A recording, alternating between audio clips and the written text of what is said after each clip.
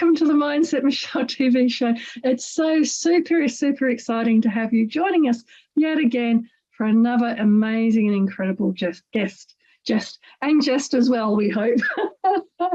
Lots of fun and laughter on the show. So today's guest is the amazing Samantha Jansen. Hello, Samantha. Hello, how are you? I'm good, thank you, Samantha. Stumbling over a bit of the words there, but that's fabulous, and it's always good to just be so super excited when I'm speaking with people like yourself. For those that aren't aware of who Samantha is, she's from Samantha Jansen Publishing, which she's been doing for about 6 years now, and she is super passionate about working with people to help them share their stories. And she's been doing this for a number of years now.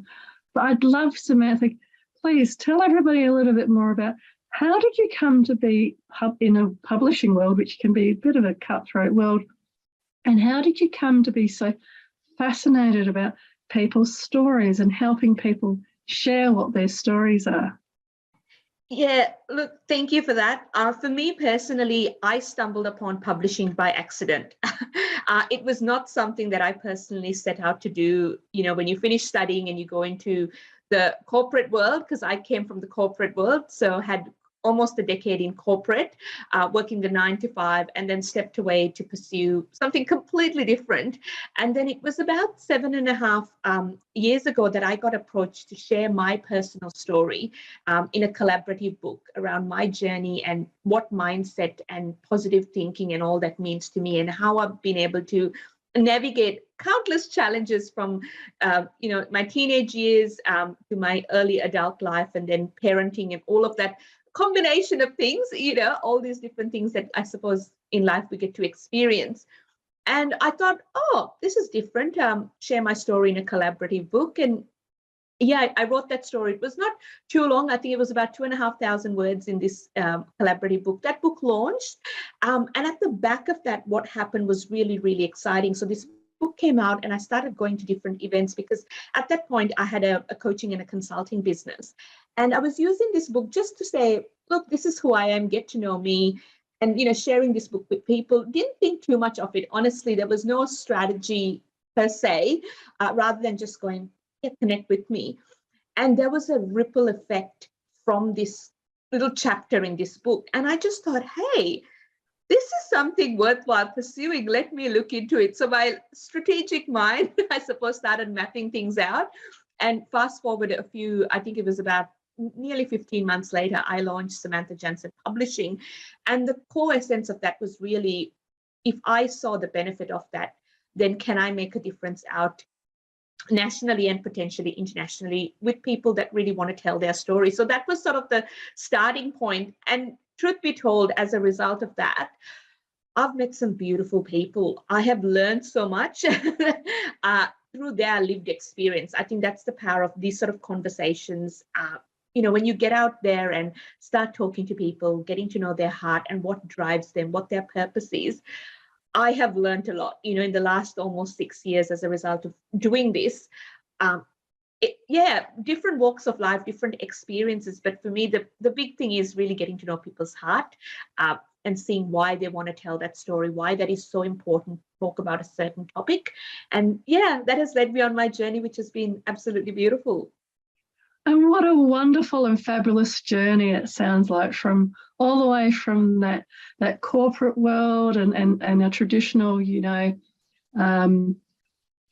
a consultancy and doing the traditional consultancy type of work, through that serendipitous, falling into writing part of a book, and then seeing the impact and the effect that has, and seeing how your own thinking developed and changed, and how you could then help others to kind of realise the power of that spoken word, and more importantly, that storytelling of their stories, and sharing their hearts, and being that bit vulnerable about who they are and how they've come to be.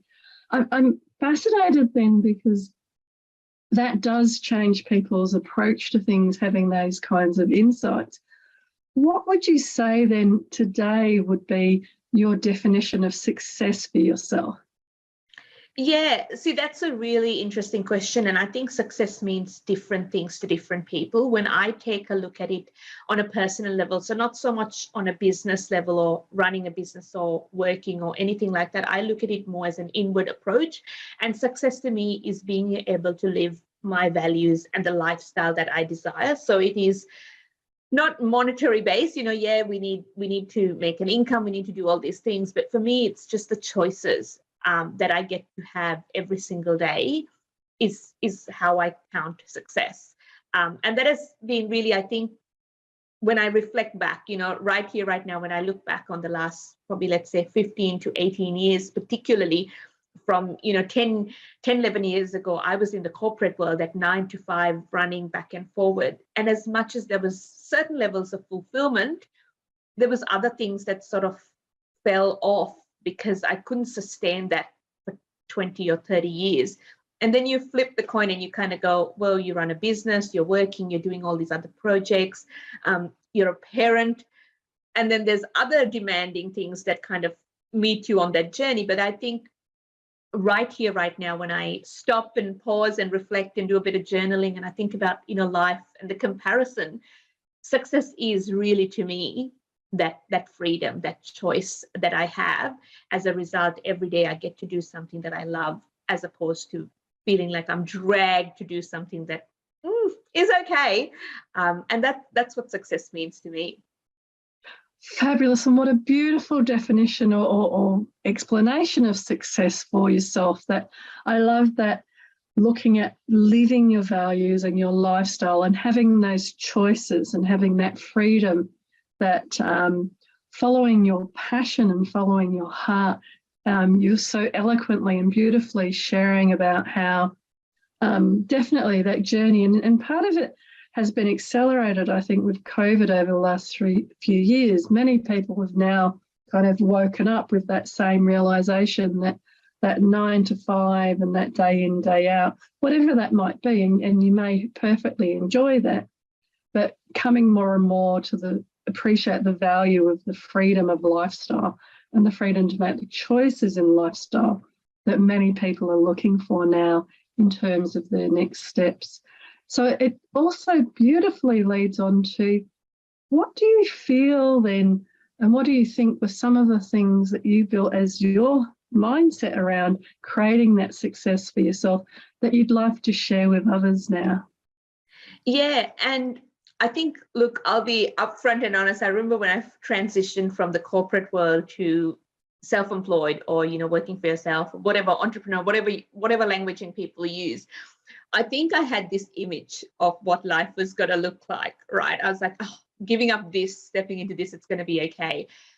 And it was completely different because I was working a lot longer. It was crazy long hours. I was barely sleeping. There was a lot of cups of tea and all the reality that came with going, oh, you've stepped away from this set routine to a completely different, working nonstop. But I'm sorry, just wanted to say there, it's so funny because I remember, and it wasn't that long ago, you used to see all the images over social media of people sitting down the beach on their laptop, and the reality was so different of what it was like to work from yourself.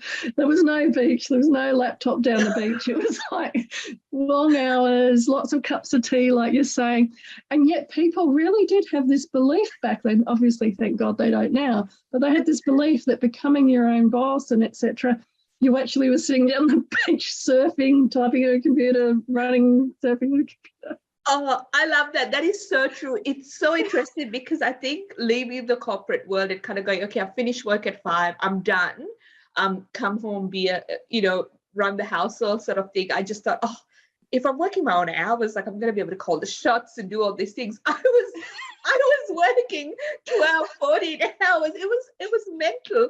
And the only thing that kept me going was really those cups of tea and, those cheeky Tim Tam biscuits late at night for a sugar rush to get me through. And I remember very quickly, I think I did that on adrenaline for probably, I think, maybe 6 to 8 months. And then I started immersing myself in personal development and, finding a different circle to hang out with. I had to transition from, yes, love my friends that I was working with and those colleagues and those relationships. I'm still going to foster them, but I do need another social circle. Almost like, I wouldn't even say a social circle. It was more like an inner circle where they were already doing what I was aspiring to do. So I kind of had to shift my mindset and recognize very quickly that I kind of needed to have two groups to feed me a little bit mentally and emotionally, that will support this next season in my life. And I think when I look back on that, something that was very evident was recognizing how to prioritize daily routines and that inner circle. I think that was massive for me in those first probably 2.5 years in business, to go, how am I spending my time? And am I saying no to things that are not going to serve me long term? You know, not going in for the quick fix as much as I kind of want to have a quick fix with something like, oh, you know, go out for a long lunch with some friends and then maybe do a movie and whatever else. Yeah, as much as I would love that, you know, losing 5 or 6 hours is not ideal right here, right now. I kind of need to pace myself. Could I use that 5, 6 hours to do something else and go to bed a little bit earlier, because, you know, I've been running on 4 or 5 hours sleep for a few days. So it was really stopping and taking stock of how I was behaving and the choices I was making, because otherwise I knew I was going to burn out, because there was only so much I could have done between still being, you know, a present mum to my children. At the time, my children were very young, and yeah, juggling all these big goals and dreams I had when I first started, that it's like, oh, so much to do and so little time. So yeah, I would say prioritizing time and really looking at that social circle was massive in those early stages. And I really love, thank you for that, because I really love that beautiful expression that you just used about the next season in life, which encapsulates that transition and yeah, the Tim Tams and the long hours and the cups of tea. So you shared so beautifully then about how it is a rocky road and you can get through it, but it's you're learning along the way. You're learning about balancing and prioritizing. You're learning about the inner circle that you so beautifully described, about taking some people that you used to know on the journey, but also introducing yourself to some people that are already doing it and already on the journey, so that you have that nice balance in that interim phase. So you're not kind of cutting off completely from what you know from the past, but you are building those stepping stones into the future.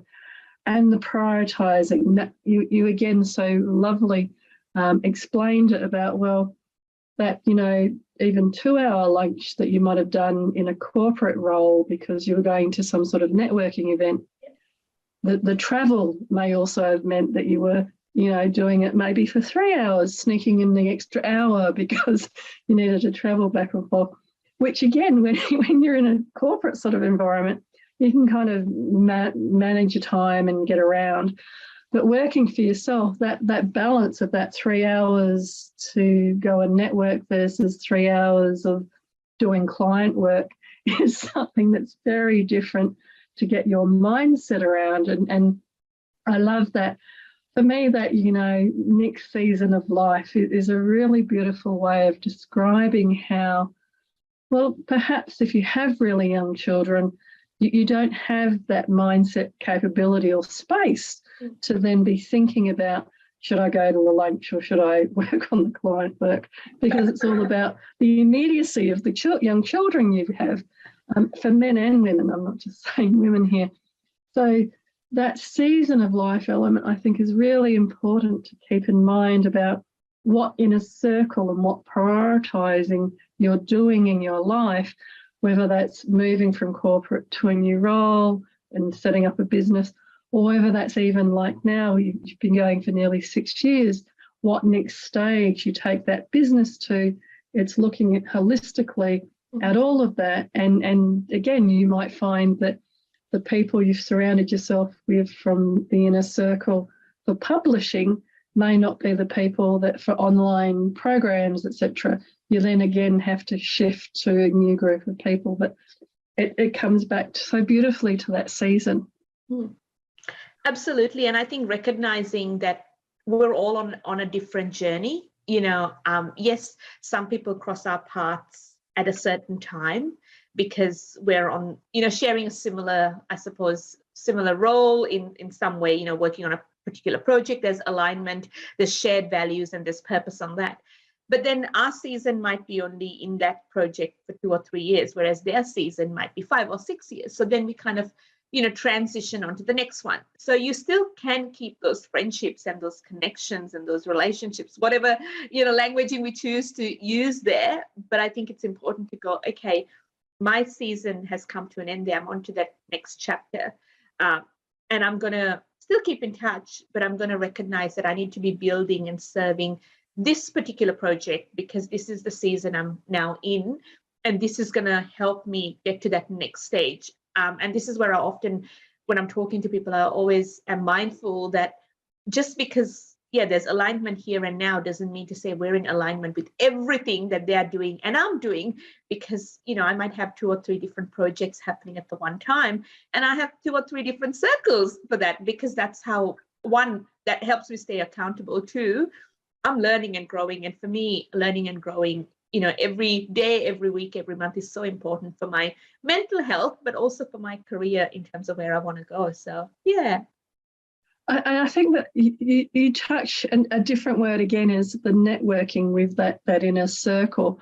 Yeah. And I think you touched very beautifully on it, because what I've discovered in the years since starting a business is that it's very true. You may kind of come together with people for a certain period on a certain project and then move apart and then come together and then move apart. But what I've realised over the years is that it is that long-term journey, that whilst you're in business, you're going to have people come in and out and relationships come and partnerships come and go. But it's actually where you find, and the way I used to describe it, your tribe. Yes. So it's where the values more align, that you and that tribe kind of grow together. And it's interesting because it's slightly different to a corporate career where you have that tribe of, say, project managers or change managers or, IT professionals or whatever.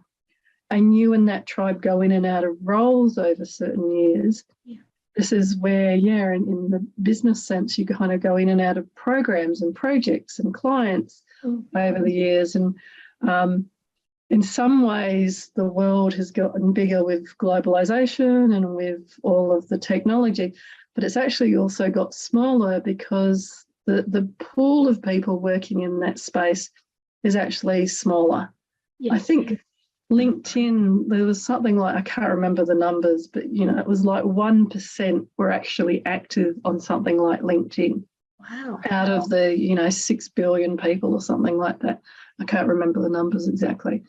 But that's why I'm describing it this way. So it might seem like when, for example, you went into the publishing world, it was such a big world, but I'm sure you very quickly found that the inner circle and the people you're looking for, the group got smaller and smaller as you looked at it, because there wasn't as many people as it might have seemed from the outside.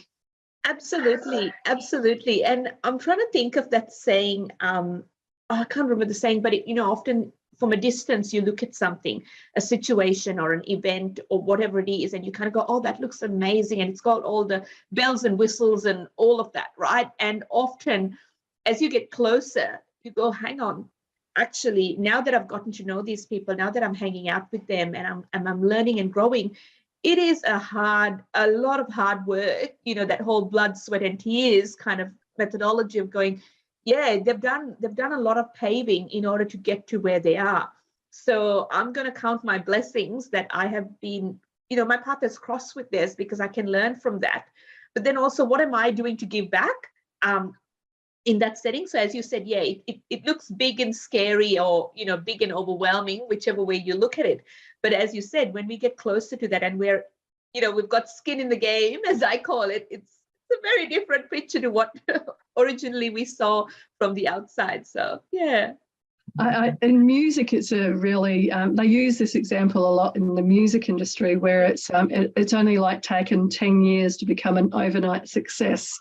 So I love your example with the paving stones, because I'm sure if you talk to bands, there's been 10 years of many hours of doing pub gigs and this and that and radio interviews and all of that background work like you're describing, that from the outside looks very glamorous, but is actually a lot of very hard work. Oh, absolutely. And that sort of brings me to this little tagline that I'm going to use, and hopefully people don't get offended. It's that comment where they go, self-made millionaire. And I'm like, I get you're self-made, but I'm sure there was a business coach, there was family members, there was many challenges that came your way that helped you become the self-made millionaire. Like, it's not like you woke up and went, oh, I just had this idea in my dreams and I rolled it out and I made $1 million over time. It's like, no, there was the IT team, and then there was the website people and the branding, and there was all of these people that kind of need to be acknowledged and say, hey, thank you for helping me on my journey, because yeah, I'm self-made, but all of you guys helped that way. So yeah, I'm not having a go at it. It's more just, recognizing that business, careers, whatever we're doing, the more people we have in our corner, the more people's lived experience that we get exposed to through conversations, through reading books, attending courses, getting a business coach, all of that really helps our journey. And we can't not credit them and not mention them and acknowledge them, because we're human beings, we're seeking connection and relationship, and all of that is a contributing factor to achieving things in life. So yeah, I wholeheartedly agree. I remember a very dear client that won an award last year, and she mentioned me as part of the thank yous publicly on LinkedIn, and I was really quite chuffed. But you're exactly right.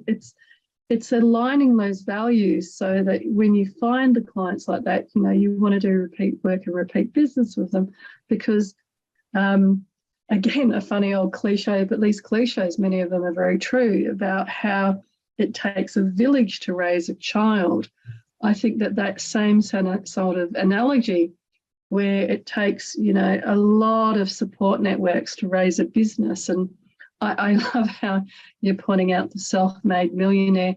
It's kind of like that no man is an island idea. yes. If you were a self-made millionaire on an island by yourself, then you could be a millionaire of sand, but you needed an IT guy to do the website and a marketing person to tell people where to go to the website.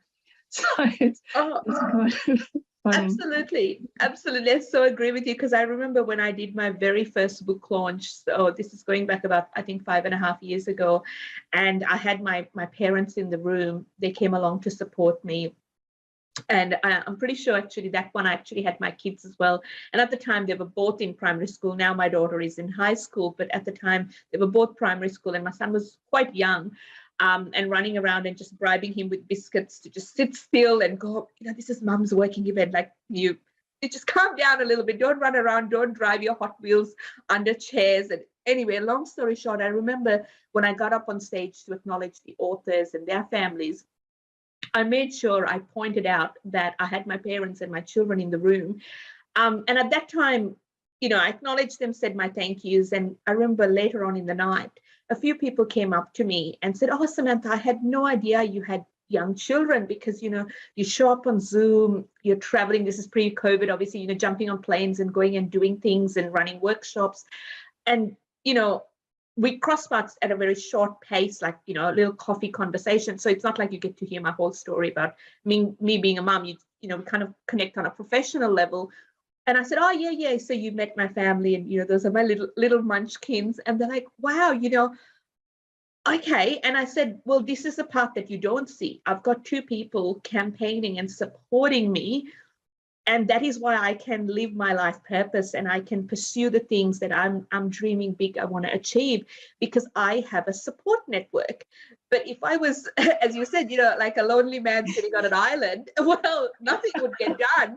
So I could never claim self-made. Like, that would not be a tagline that I personally can use, because I have to sing out that praise to the people that love and support me. I probably drive them a little bit crazy with all my requests, going, can you help with this? And can you help with that? The truth is, because of their support and them, I suppose, understanding what I want to achieve, me clearly communicating, this is what I'm looking to do in the next 12 months, and I need help here and help here. And then finding the right people, asking my family for help, still, the kids still do need a little bit of caretaking. So from time to time, I do need them to step in and help out and all of that. And I think acknowledging it for what it is so important. When we're talking about success, I think, again, recognizing that for me to achieve that success, I need to be grateful that I have people that love me so much, that champions me. And whether that's family, whether that's friends, whether that's colleagues, whether that's business partners, I think a lot of people need to stop and reflect on that and go, yeah, actually, in that season, those people championed me and loved me and invited me to events and, took me as a +1 to a particular event or whatever it is. And in that other season, I had these people that said, oh, I'm going to this course and I've got a spare ticket. Did you want to come along? So all those little parts sort of adding to the basket, and it all adds up beautifully. And then fast forward a few years and you kind of go, oh, that's the winner. And you've got this beautiful ribbon, gold ribbon or blue ribbon or whatever you want to call it. And it's like, yeah, but all these memories and all these people serving and loving me is what helped me get there. So what is success? Well, yeah, it comes back to, again, yeah, that inner circle and being grateful and reflection time. I think reflection time is so important in everyday life. So, yeah. So beautifully put again. So you can tell that you're a storyteller and that you're used to sharing these beautiful ideas, because it's so inspirational to hear you speaking. And I'd just like to say, we were talking about the self-made millionaire, but everything you were describing, I was thinking that's where the millions are. Those people that love you and support you, those people that are there and taking care of you, and even sharing you on through those long nights with the cups of tea and Tim Tams. That's the millions. To me, when we're all on our deathbeds, we're not going to be talking about the money. We're going to be talking about the relationships and the people that were there supporting us through those different steps. And in terms of supporting people, I know that you have a lovely publishing company. So if people wanted to get hold of you and connect about that, what's the best way of reaching out? Yeah, I would say LinkedIn, just looking me up on LinkedIn, Samantha Jansen, and Samantha Jansen Publishing is on LinkedIn as well. But yeah, LinkedIn, I'm on Facebook and I'm on Instagram as well. So just look up Samantha Jansen and I'm sure we'll connect and we can chat. So yeah. That's fabulous. And one of my other favourite questions is asking people, if you were to give your younger self some advice, what might that advice be? So I would say definitely be consciously aware of your social circle and don't worry about trying to fit in. Yeah, definitely. I think sometimes we want to belong. We want to feel like we're a part of a particular environment. And that's not going to serve us long term. So definitely, if I could go back in time, probably late teenage years, early 20s, I would definitely tell myself, don't worry about fitting in. You're on your own journey. Just choose your circle well, and you'll get there in the end. So yeah. Another gem of a piece of advice, especially around this, whether it's when we're that age or when we're in the corporate world, or like you described so beautifully through our discussion around moving into having your own publishing business, that there's also, as you're meeting that and creating that new inner circle, there's that very human drive to try and fit in. So beautifully put about doing your own thing, following the own beat of your own drum, and staying true to that, and as opposed to being influenced as much by other people and other ideas. And And even to the point very quickly around what you shared beautifully around like that self-made millionaire and that whole comparison. Because what we're talking about there is not comparing yourself to somebody else, but to where you are in your journey in your next season. So Samantha Jansen, it's just been absolutely beautiful having you on the show. Thank you so much for coming today. Thank you so much for having me. Really grateful for the opportunity. So thank you so much. Thank you. And to everybody viewing, I hope that you've again loved as much as I have hearing these incredible and inspirational stories and examples from the lovely Samantha about how you too can create that fabulous mindset for success.